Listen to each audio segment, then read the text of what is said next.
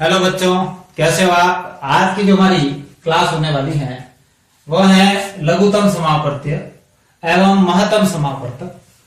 लघुत्तम को इंग्लिश में हम कहते हैं एलसीएम, लीस्ट कॉमन मल्टीपल, और महत्तम समापवर्तक को कहते हैं हम एचसीएफ, हाईएस्ट कॉमन फैक्टर। लघुत्तम को स्मार्ट में लसा लिखते हैं एलसीएम। लघुत्तम से मतलब है कि दो या दो से अधिक संख्याओं का लघुत्तम वह संख्या होती है जिसमें दी गई संख्याओं का पूरा पूरा भाग जाता हो। एलसीएम ऑफ टू और मोर number is the number which is divisible by completely by the given number. जैसे हमारे मान लो जो संख्या दे रखी है हमको 5, 8 और 12, ठीक है। अब इन तीनों का अगर हम लघुत्तम ज्ञात करें, और पहले हम बात कर लें लघुत्तम ज्ञात करने की, हमारे पास दो मेथड है। पहला मेथड है भाग विधि, और दूसरा जो मेथड है वह है गुणनखंड विधि। गुणनखंड जो हमने पिछली क्लास में पढ़ा था, इंग्लिश में जो उसको कहेंगे डिवीजन मेथड, और इसको हम कहते हैं फैक्टर मेथड। तो हम सबसे पहले डिवीजन मेथड के बारे में देखें कि डिवीजन मेथड से एलसीएम किस तरह से ज्ञात किया जाता है।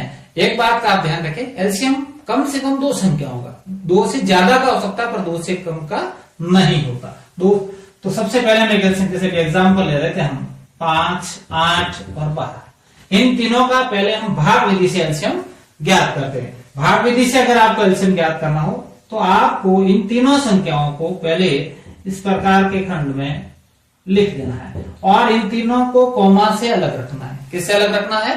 कॉमा से। और इनमें जो भी संख्याओं का हम भाग दें वह हमेशा अभाज्य होनी चाहिए। कौन सी संख्या का भाग देंगे हम? अभाज्य। सबसे छोटी हमारी दो अभाज्य संख्या है, तो सर्वप्रथम हमें 2 से ट्राई करना है। देखना है कि 2 का भाग 5 में जाता है क्या? नहीं। 8 में जाता है क्या? हाँ। 12 में जाता है क्या? हाँ। तो हमें 2 का भाग देना है सर्वप्रथम इन तीनों में से जिसमें पूरा पूरा जा रहा है। जिसमें भाग पूरा नहीं जा रहा है उस संख्या को आपको वापस वैसा का वैसा नीचे लिख देना है। जैसे 5 में 2 का भाग पूरा नहीं जाता है तो आपको 5 को वैसे ही लिख देना है। फिर अगली संख्या पे चेक करना है, 2 का भाग 8 में पूरा पूरा जाता है तो आपने इसमें भाग देना है। 2 का भाग 12 में भी पूरा पूरा जाता है तो 2 का भाग 12 में भी आपको 6 बार दे दिया। फिर से हम 2 को ट्राई करेंगे, 2 का 5 में नहीं जा रहा है, 4 में जाता है और 6 में जाता है, तो 2 का भाग हम देंगे। फिर से 5 में नहीं गया तो 5 के 5 लिख दिए। 2 का भाग 4 में गया 2 बार, और 2 का भाग 6 में गया 3 बार। ये प्रक्रिया आपको लगातार बढ़ते जाना है जब तक कि सभी अंकों के नीचे एक एक नहीं आ जाता। अभी हम इसको कर लेते हैं। फिर से 2 का भाग 5 में नहीं जाता, 2 में जाता है एक बार, 3 में नहीं जाता। 2 के बाद अगली जो हमारी अभाज्य संख्या वह 3 है। 3 को ट्राई करेंगे, 3 का भाग 5 में तो नहीं जाता लेकिन 3 में जाता है।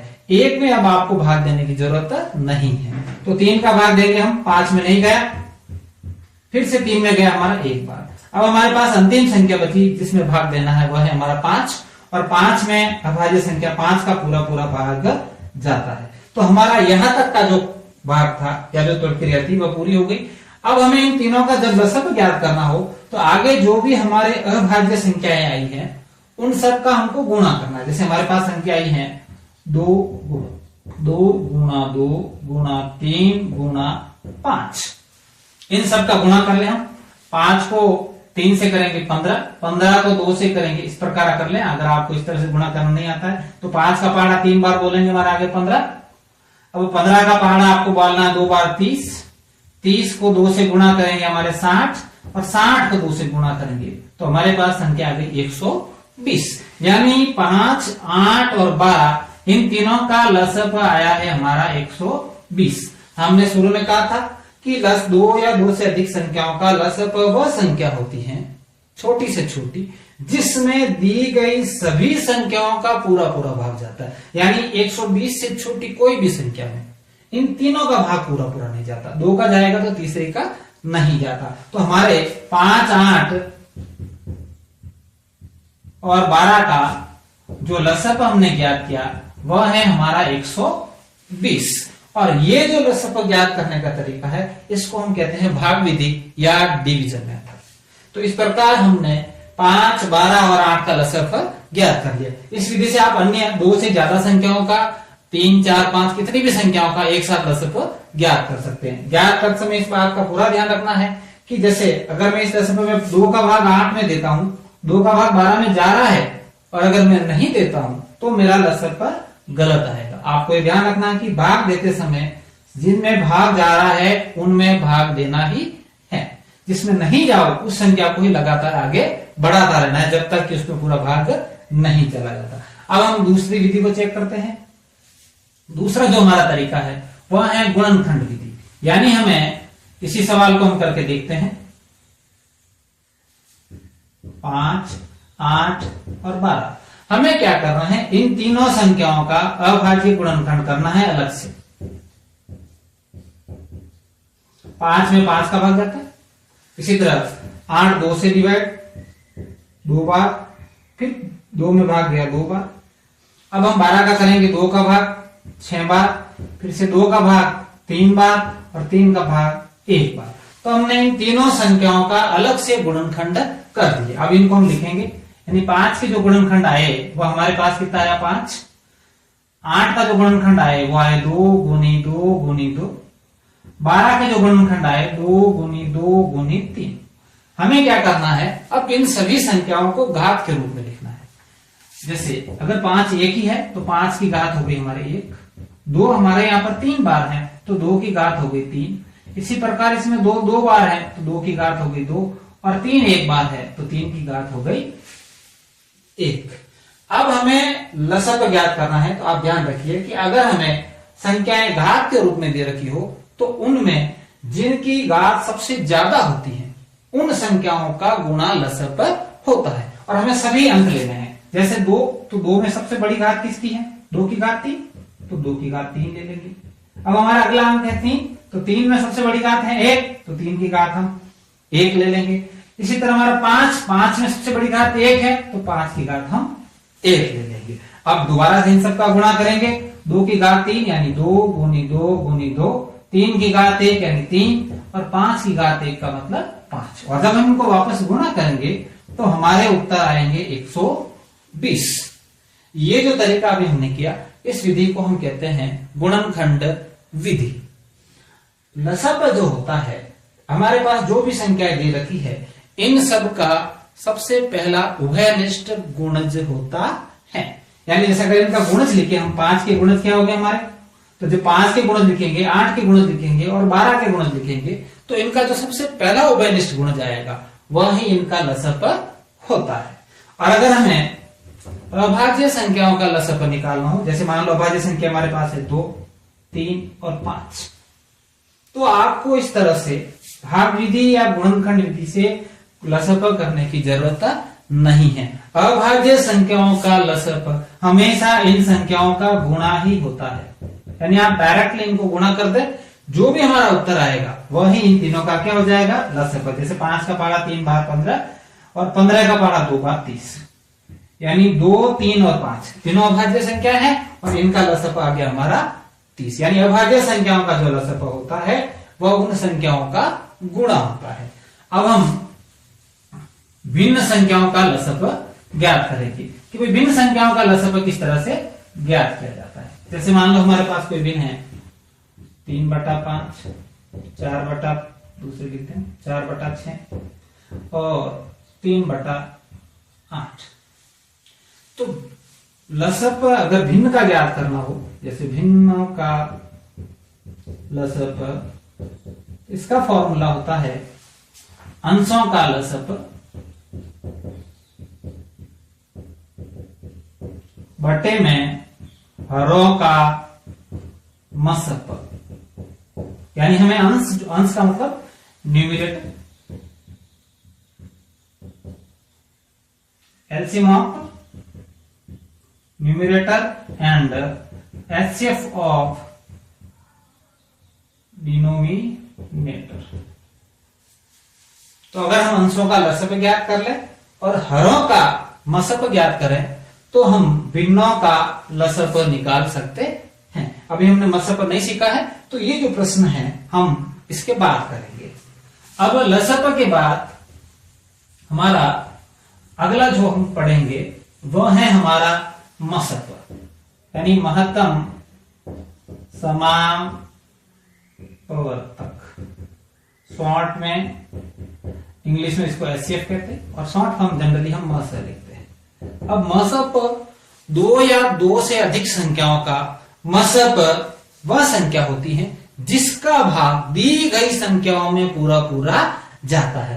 यानी एचसीएफ ऑफ टू और मोर number is the biggest number which divide completely the two given number. यानी जो हमें नंबर दे रखे हैं अगर उनमें इसका पूरा पूरा भाग जाता है तो वह उनका म स प होता है। एग्जाम्पल से इसको बेटर समझेंगे हम। मान लीजिए हमारे पास संख्या है 12, 18 और अपन ले लेते हैं 24।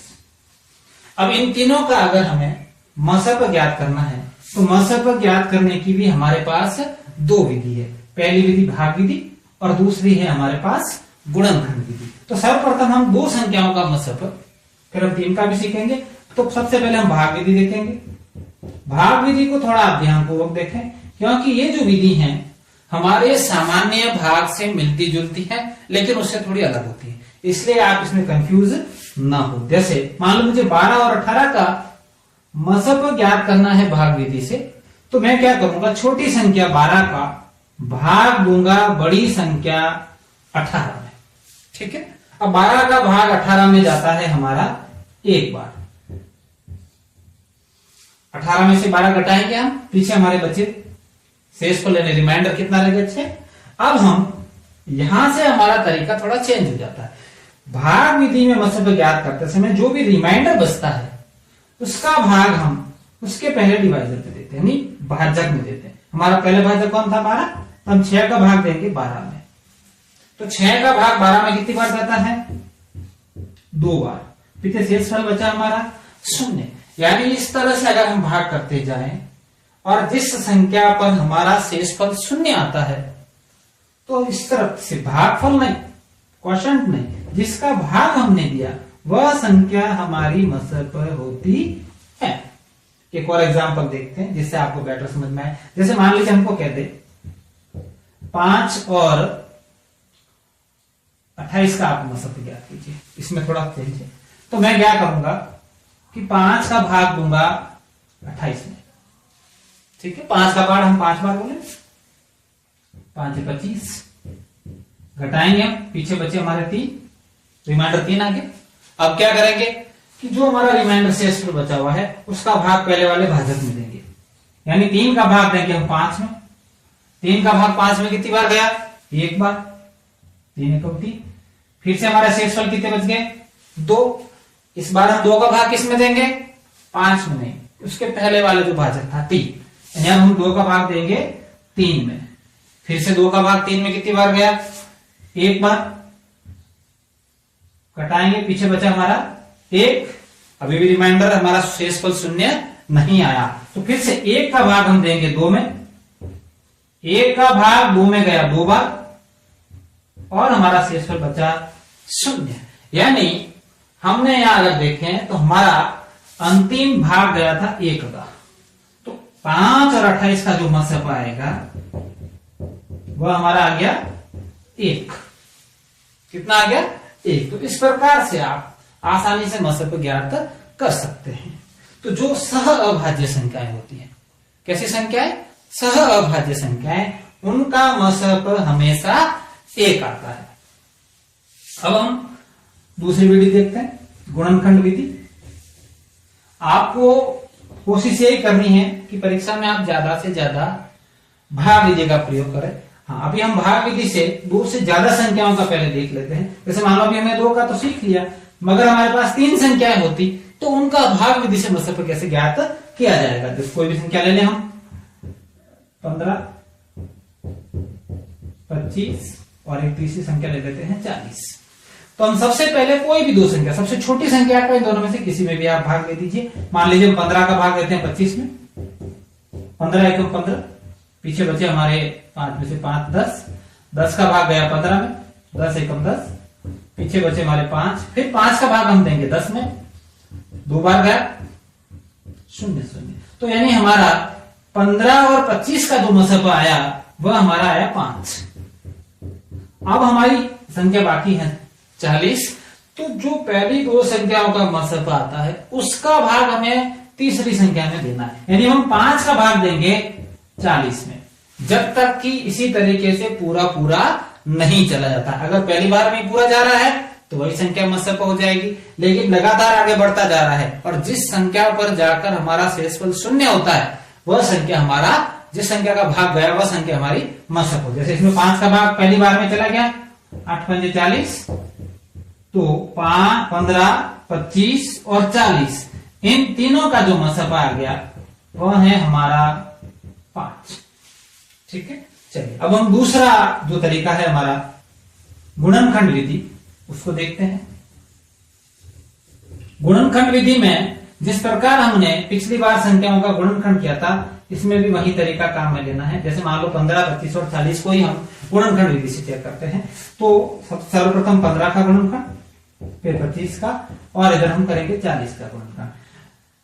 5 का भाग 3 बार, 3 का भाग 1 बार, 5 का भाग 5 बार, 5 का भाग 1 बार। इसी तरह इसमें 2 का भाग जाएगा 20 बार, 2 का भाग गया 10 बार, 2 का गया 5 बार और 5 का गया 1 बार। फिर से हमने जिस प्रकार हमने लसफा के गुणनखंड विधि में काम किया था वहां तक लगभग सारे स्टेप सेम ही है। इसी तरह हम 15 का लिखेंगे। 15 का गुणनखंड आ गया हमारा 3 गुणा 5।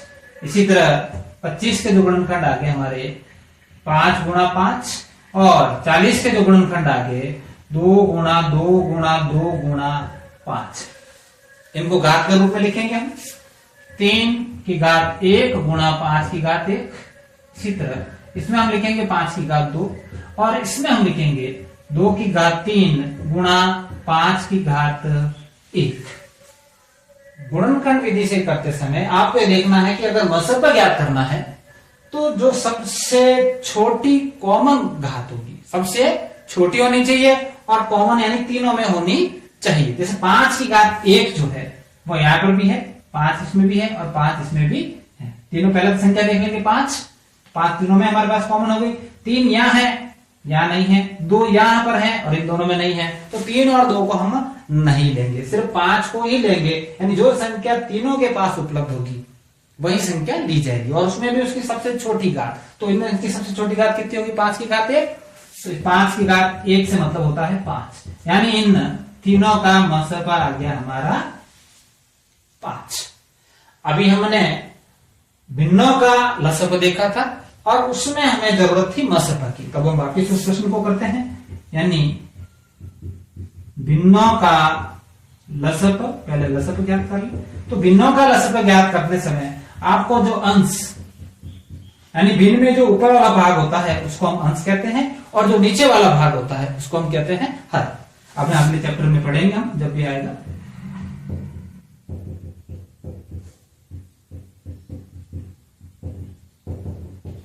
यानी अगर फ्रैक्शंस का हमको एलसीएम ज्ञात करना है तो LCM of denominator divided by the HCF of the, sorry मैंने गलत बोल दिया, LCM of the numerator divided by the HCF of the denominator. ठीक है, यहां तो हम एचसीएफ लेंगे नीचे डिनोमिनेटर का और एलसीएम लेंगे हम न्यूमरेटर का। ठीक है, अब हम प्रश्न करके देखते हैं। जैसे मान लीजिए हमारे पास कोई भिन्न दे रखी है 4/5, 2/3 और तीसरी लेते हम 5/6।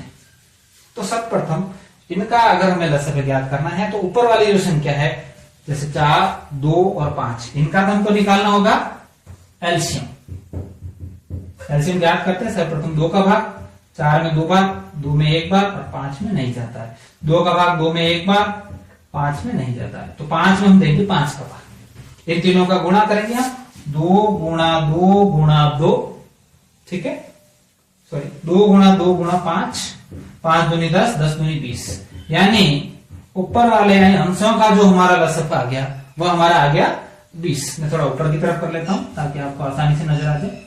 अब हमें नीचे वाली जो संख्याएं हैं उनका ज्ञात करना है मसफा, यानी 3, 5 और 6 का हमको एचसीएफ निकालना है, मसफा ज्ञात करना है। तो इनका 3 का भाग देंगे हम 5 में, 3 एकम 3, पीछे बचा रिमाइंडर हमारा 2, फिर 2 का भाग दिया 3 में 1 बार और अगर मैं तुमसे कहूं कि 3 और 5 सअभाज्य संख्या है, तो हमको पहले से पता है कि सअभाज्य संख्याओं का मसप जो होता है कितना होता है 1। तो इन तीनों का जो हमारा मसप आएगा वो 1 ही आएगा, पर मैं आपको करके दिखा देता हूं। तो 2 का भाग गया इसमें 1 बार, पीछे रिमाइंडर बचा हमारा 1, और 1 का भाग 2 में गया 2 बार। तो जो पहली संख्या का मसप आता है उसी का भाग हम तीसरी संख्या में देंगे, यानी 1 का भाग देंगे हम 6 में, और 1 का भाग 6 में जाता है 6 बार। तो इनका जो मसप आ गया वो हमारा कितना आ गया 1। तो हमारे अंशों का लसप आ गया 20, हरों का जो मसप आ गया वो हमारा 1 आ गया। तो हमारा अगर लिखे हम उत्तर तो कितना आ गया 20। यहां ध्यान देने वाली बात है कि भिन्नों का लसप करते समय जो हमारा आंसर आता है वह पूर्ण संख्या हो सकती है, कोई जरूरी नहीं है कि हर बार भिन्न आए, यानी पूर्ण संख्या भी हो सकती है। अब अपन मसप करके देखते हैं भिन्नों का, उसमें क्या देखने को मिलता है। भिन्नों का मसप ज्ञात करने का जो हमारा फॉर्मूला है वह इसी का जस्ट उल्टा, यानी अगर आपको फ्रैक्शंस का एचसीएफ ज्ञात करना है, HCF of fractions equal to होता है हमारा एचसीएफ ऑफ न्यूमरेटर अपॉन में एलसीएम ऑफ डिनोमिनेटर। अगर हिंदी में लिखें तो अंशों का मसप बटा हरों का लसप, यानी अगर हम अंशों का मसप और हरों का लसप ज्ञात करते हैं, चलिए ज्ञात करें। जैसे एग्जांपल ले लेते हैं हम कोई कि 3/5 और 7 कोई सामान्य संख्या ले अपन जिसमें भाग जाता हो, जैसे 12/13। ठीक है, अब इन दोनों का हम मसप ज्ञात करके देखते हैं। तो मसप ज्ञात करने के लिए ऊपर वाली जो संख्या है, अंश जो है हमारे न्यूमरेटर्स हैं, उनका हमको एचसीएफ निकालना है। तो 3 और 12 का एचसीएफ ज्ञात करेंगे तो 3 का भाग 12 में जाता है, 4 × 12। तो इनका एचसीएफ जो आ गया हमारा, यानी मसप अगर लिखें तो वह आ गया हमारा 3। अब हमें जो नीचे वाले हर है डिनोमिनेटर है उनका एलसीएम ज्ञात करना है। 5 और 13 दोनों ही अगर आपको याद हो कैसी संख्या है, प्राइम नंबर्स। और हमने पढ़ा था कि प्राइम नंबर्स का एलसीएम जो होता है वो उनका गुणा होता है, यानी 13 का पहाड़ा कितनी बार बोले हम 5 बार, 13 × 5 = 65। कितना आ गया हमारे 65। तो अगर इसको हम लिखें तो अंश का मसप हमारा 3 आ गया और हरों का जो लसप है वह हमारा आ गया 65। तो यहां अगर आप देखें तो जब भी हम फ्रैक्शंस का एचसीएफ करेंगे तो वह हमेशा वापस फ्रैक्शन ही आएगा। क्या आएगा? फ्रैक्शन। जबकि हमने देखा था कि फ्रैक्शंस का एलसीएम करते हैं, लसप करते हैं, तो वह हमारी पूर्ण संख्या भी आ सकती है। चलिए अब हम करते हैं कुछ दशमलव संख्याओं का लसप। कैसी संख्याओं का? दशमलव भिन्न। आगे हम पढ़ेंगे, हमारे चैप्टर आएंगे। अभी हम कुछ सामान्य जानकारी लघुतम समाप्रत्यय और महत्तम समाप्रत्यय उनके साथ देख ले। जैसे मान लो हमको दे दे कि 0.6, 9.6 और 0.36, इन तीनों का आप एलसीएम ज्ञात कीजिए। क्या ज्ञात कीजिए? एलसीएम। लसप अगर हमको ज्ञात करना तो सर्वप्रथम हम क्या करेंगे, इन संख्याओं को एक रूप बनाएंगे। कैसे बनाएंगे? एक रूप। जैसे यहां अगर मैं 60 लिख दूं तो देखो यहां भी दशमलव के बाद 2 अंक, यहां भी अगर मैं 0 कर दूं 2 अंक, यहां भी 2 अंक। अब अगर हम इनका दशमलव हटा दें तो ये हमारी सामान्य संख्या की तरफ ये करेंगे। तो इससे संख्या बनेगी हमारी 60, इससे बनेगी हमारी 960 और इससे बनेगी हमारी 36। चलिए इन तीनों का लसप ज्ञात कर लें। 60, 960 और 36। 2 का भाग गया 60 में हमारा 30 बार, 960 में गया इसमें देंगे 4 बार, इसमें 8 बार 0, 36 के आधे होते हैं हमारे 18। 2 का भाग देने का मतलब है आप उस संख्या को आधी कर लीजिए। इसी तरह 2 का भाग 30 में गया हमारे 15 बार, इसमें गया हमारा 240 बार, इसमें गया हमारा 9 बार। फिर हम भाग देंगे 2 का, 15 में नहीं जाता, इसमें जाएगा हमारा 120, इसमें नहीं जाता। फिर हम देंगे 2 का भाग, 15 में नहीं जाता, 120 का आधा 60 और इसमें हम देंगे 9 बार। ये प्रक्रिया चलेगी हमारी। फिर 2 का भाग 60 में 30 बार, 15 वैसे ही आएंगे, 9 इसी तरह आएंगे। आगे हम करते जाते हैं। 2, 15 आप करें 15 और 9। अब हमारा 2 का भाग नहीं जाएगा, सीधा 3 का जाएगा। 3 का भाग इसमें गया 5 बार, इसमें भी 5 बार, इसमें 3 बार। फिर हम 3 का लेंगे, 3 का भाग 3 में 1 बार और नीचे हमारे बचते 5 और 5 और इसमें भाग जाएगा 5 का। तो हमारा जो लसप आ गया वो आ गया हमारा 2 3 और 3 6 बार, यानी 2 की घात 6 गुणा 3 की घात 2 गुणा 5 की घात 1। अब इनका गुणा कर लेते हैं। 2 गुनी 2 गुनी 2 गुनी 2 गुनी 2 3 4 5 और 3 गुनी 3 गुणा 5। चलिए गुणा करें। 5 को 3 बार करने पर 15, 15 को 3 बार करने पर हमारी संख्या आ गई 45। ठीक है, और 45 को जब 2 से करेंगे तो हमारे आ जाएंगे 90, 90 को 2 से करेंगे हमारे आएंगे 180, 180 को जब 2 से करेंगे आएंगे हमारे 360। अब बचे हुए 3 अंकों को गुणा करते हैं, 2 दूनी 4 4 दूनी 8, यानी अगर हम 360 को 8 से गुणा करें तो हमारा टोटल लसप आ जाएगा 0, 8 6 48, हासिल की 4, 8 एकम 8, 8 दूनी 16, 8 के 24 और 4 28। यानी हमारे पास जो लसप वाली संख्या आई वह आई हमारी 2880। क्योंकि हमने इन दशमलव वाली संख्याओं में दशमलव के बाद 2 अंक छोड़े थे, तो हमारा जो उत्तर है उसमें भी पीछे से 2 अंक छोड़ के पुनः क्या लगा देंगे हम, दशमलव। तो इस प्रकार आप दशमलव संख्याओं का भी लसप ज्ञात कर सकते हैं। Thank you. अगली क्लास में हम एलसीएम और एचसीएफ से रिलेटेड जितने भी क्वेश्चंस हमारे नवोदय के एग्जाम में पूछे जाते हैं उनको सॉल्व करेंगे। Thank you. चैनल को ज्यादा से ज्यादा लाइक एंड सब्सक्राइब करें। Thank you so much.